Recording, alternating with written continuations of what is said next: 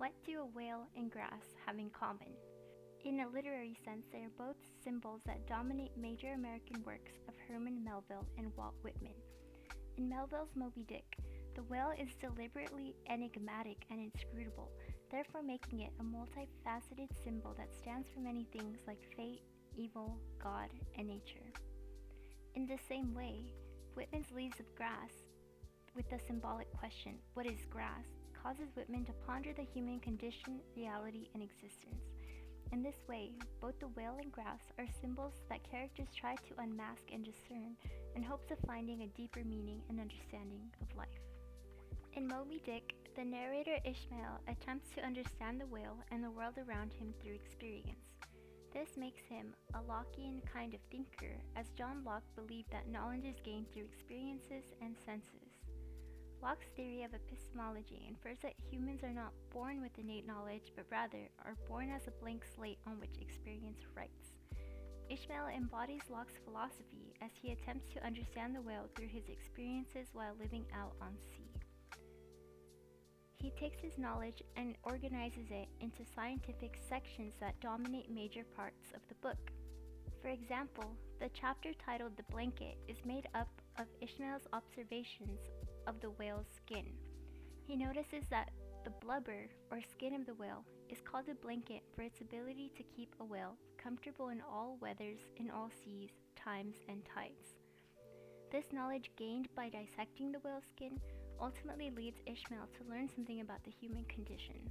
He states, "It does seem to me that herein we see the rare virtue of a strong individual vitality and the rare virtue of interior spaciousness. O man, admire and model thyself after the whale. Do thou too remain warm amongst ice.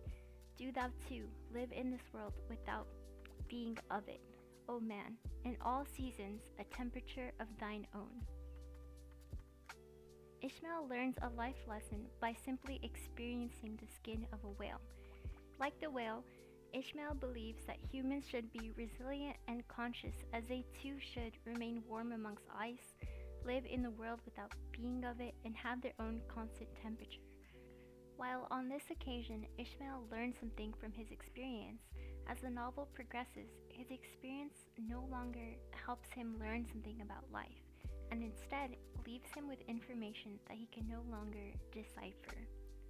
This is explicitly seen in the chapter called The Tale, where Ishmael again attempts to understand the whale by analyzing its tail.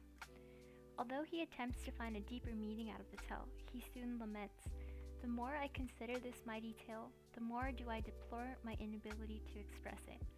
At times there are gestures in it which, though they would well grace the hand of man, remain wholly inexplicable."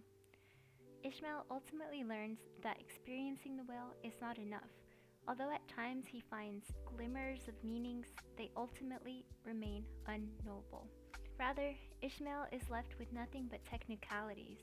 At the end of the novel, Ishmael comes to the existentialist idea that there is no truth, and all efforts to discover the world are futile. While Whitman in Leaves of Grass takes the same Lockean approach to learning as Ishmael, his journey is a successful one, as he finds that the world is in unity and learns that his existence is part of the cosmic order of things. Whitman embodies Ralph Waldo Emerson's transparent eyeball who is nothing and sees all, as he writes in Pure Observations. In this way, Whitman understands the world through sight, senses, and experience. Although at first Whitman cannot answer a child's question of what is grass, the entirety of his poems and all that he observes is part of the grass and therefore part of the collective unity of the universe. To Whitman, grass is a uniform hieroglyphic that encompasses all, and Whitman comes to know this through being a part of everything and encompassing all that he can be.